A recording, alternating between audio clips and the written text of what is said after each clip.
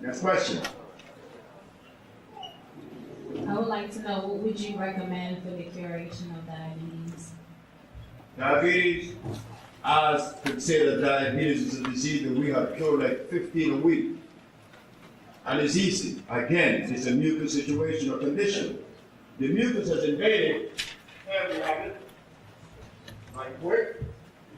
The pancreas sits on this side, right? The spleen sits in the pancreas. Right.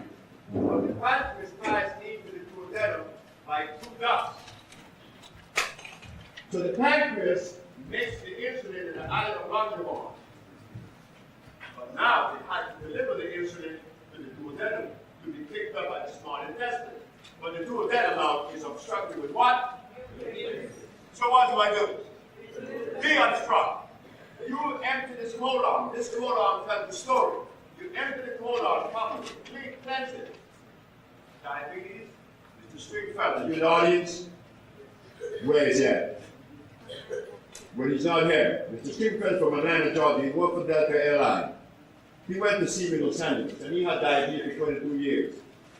He asked me how many days I'll be cured. I said 10. He came back to a lecture that I gave in Los Angeles.